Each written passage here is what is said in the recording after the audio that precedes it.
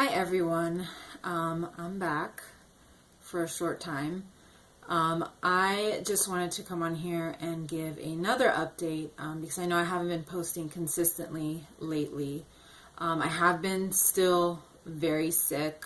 I've been having sort of these like IBS type issues, so have not really been feeling well from my stomach.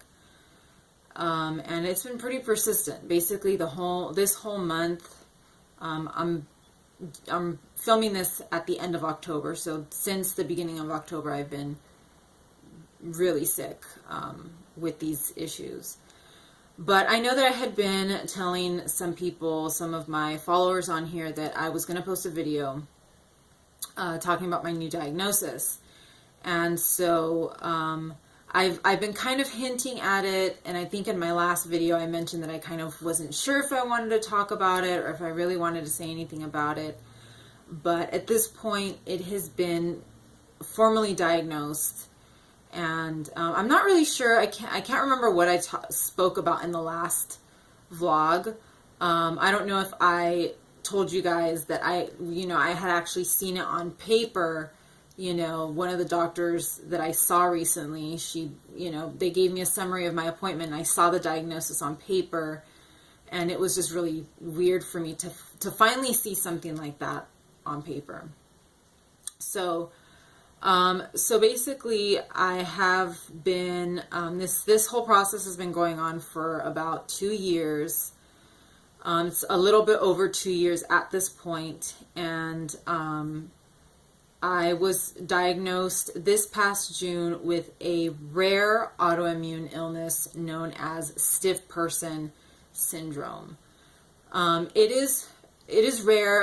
A rare illness, or an illness, is considered rare if it affects less than 1 in 1 million people. So to put that into perspective, I think I looked up like the capacity of like Disneyland and California Adventure, and that's about like 110,000 people together.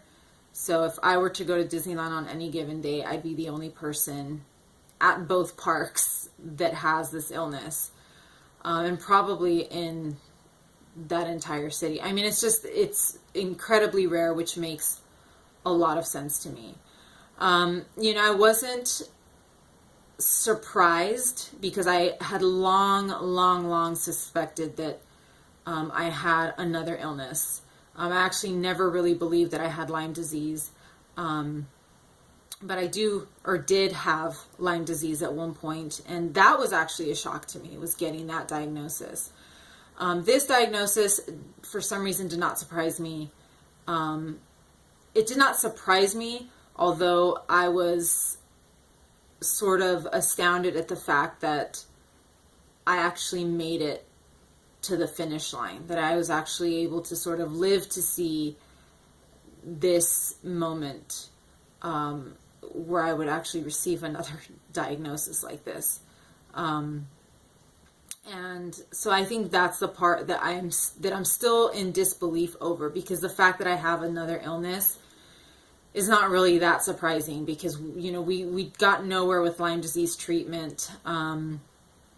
My health has been on a very rapid downward spiral this year in particular, and I just knew that there was something else going on, and I needed medical intervention as soon as possible. So we're in the middle of that. I think by the time you see this video, I will be beginning treatment. There are 2 treatments for this illness. Both are not, both have some pretty serious side effects and consequences. One treatment is benzodiazepine treatment. The other treatment is intravenous immunoglobulin treatment. Obviously, with benzodiazepine treatment, you run the risk of becoming addicted to it, and building a tolerance to it, so you're addicted to the medication, and then it's also not helping you anymore.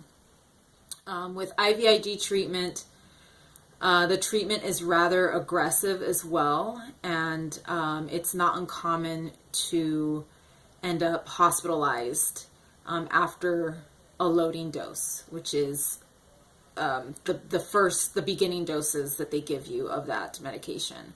So either way, it's kind of, and I'm not really going to reveal at this point what the doctors have decided. And I say doctors because I have multiple doctors. At this point, I have I have a team of doctors, but they don't know that they're a team. So I have 2 neurologists, an immunologist, an oncologist. I have the doctor that I see at urgent care that has probably seen me more times than all of these doctors combined. And my primary care doctor. So I have a lot of doctors. And as for the oncologist, I know that I think in my last vlog or a vlog before that, I honestly don't remember. I did talk about having to have some tests done, and I messed up my neck during a mammogram or something. The mammogram, everything came back fine. I do not have cancer, but there was something that came up in some blood work. And this is something also new to me that doctors have just sort of been back and forth on. I did show some antibodies that typically, 9 times out of 10 show up exclusively with cancer. And I was told that they were a false positive, which I believe they're a false positive because I don't have cancer. I haven't shown any evidence. My tumor markers are normal. My mammogram was normal. Everything appears to be pretty normal, and I'm not dead. I honestly probably would have been dead by now had they, not without treatment. But, now that I've gone back to the neurologist at UCLA, I'm being told, well, one of my neurologists told me that these antibodies could show up long before cancer shows up. So they could be they could be sort of like telling me you're going to have cancer later. In a lot of cases, cancer does not show up ever, but it's sort of like, I was told it was a false positive, but then it can actually be a real positive, but later on in life. And so now, because I did show those antibodies once, I now have to see an oncologist every year. So it's sort of kind of weird to me. It's like, is it a false positive? Is it not a false positive? Why do I have to see an oncologist every single year now?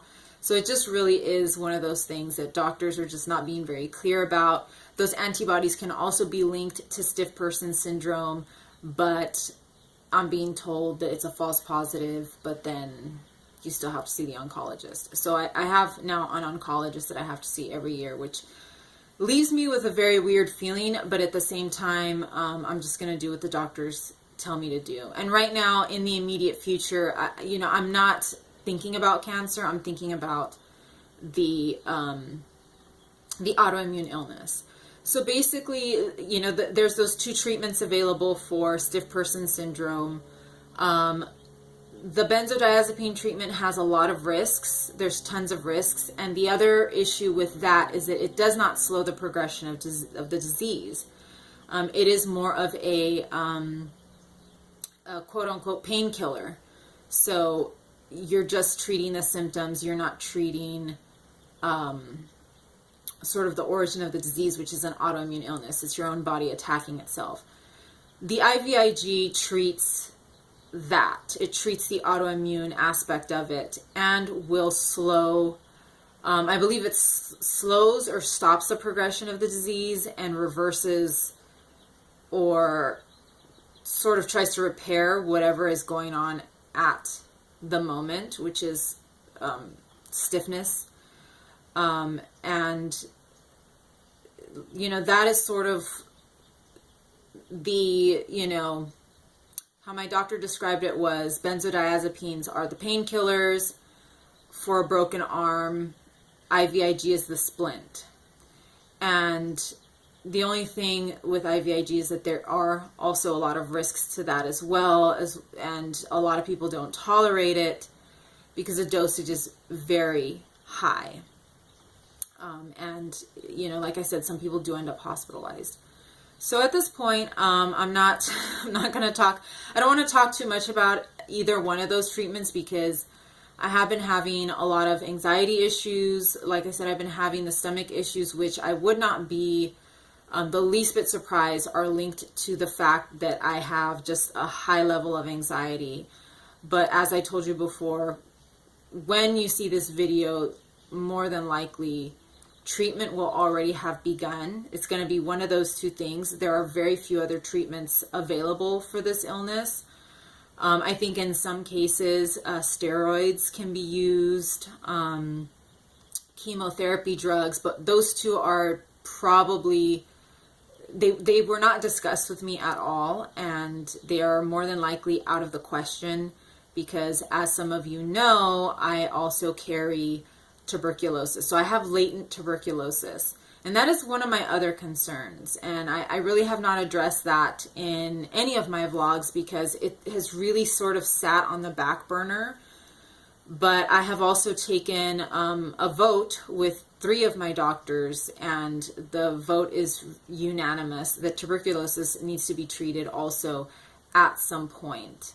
And again, steroid use, chemotherapy drugs, they would all really hit my immune system and could take latent tuberculosis into an active stage, which would mean, you know, I would have to have aggressive antibiotics for almost a year, and there could be lung damage and all of that. So obviously you can see where the anxiety is coming from, you know, and why I really have hesitated to speak about this, because once I start putting, you know, all of the pieces together, and once I start seeing the scope of my illness or illnesses, and I am still also dealing with fallout from Lyme disease, you know, chronic inflammation, multiple chemical sensitivity, you know, just this, you know, unfolding, you know, GI issues that just keep multiplying. But, you know, it seems every month there's just a new GI issue. And so I'm really trying to stay calm, but at the same time knowing that things have to move forward immediately, because if I don't receive treatment at some point or very soon, you know, things are not looking very well for me or for my future. I have managed, you know, as you see me here, I am very thin, but for some reason I have managed to hold on to some weight. I am surprised that I am not, you know, thinner than I am right now. And if you look at my past vlogs, you can actually see that I do look, for some reason, heavier. I don't know where I got this weight from or how I gained weight, but I do, for some reason. I probably have lost some weight from the last vlog to this one, but the vlogs before that, I was actually going back into my, you know, little vlog library, and I was looking pretty bad for a while there. And I'm actually in worse condition right now as far as my GI, but for some reason I'm not as underweight, or I don't look as underweight. I don't know what it is. It's very strange, but this past week has been just a horrible, horrible mess, as far as my body. But, you know, right now I'm sort of feeling okay, or all right. I'm not great, but I'm sort of a little bit in better spirits. And we'll see how long that lasts. But like I said, I don't want to go on too much about this because it is a situation that's been causing a lot of anxiety for me. In some cases, talking about it is really good. Oh, and my therapist left the practice that she was at. So right now I'm sort of up in the air when it comes to therapy. So everything has sort of been, you know, not great lately. But I don't want to go on too much about it. I don't want to freak you guys out about it. But like I said, you know, I'm keeping my fingers crossed that things will, that things are going in the right direction. And I'm hoping, I don't want to promise a vlog anytime soon besides this one. But if I get the chance, I will try to come back and vlog as soon as I am able to. And I'll try to fill you guys in on all of the finer details. But for now, this is what's going on, and it's really all I want to say about it. So, thank you guys for following me on here. I want to thank all of my followers. I think I have like over 100 followers, I think. I have to go back and check, but I'm very excited that I have more than one follower on here. So stick with me. I will try to keep bringing some content, and I'll see you guys hopefully soon.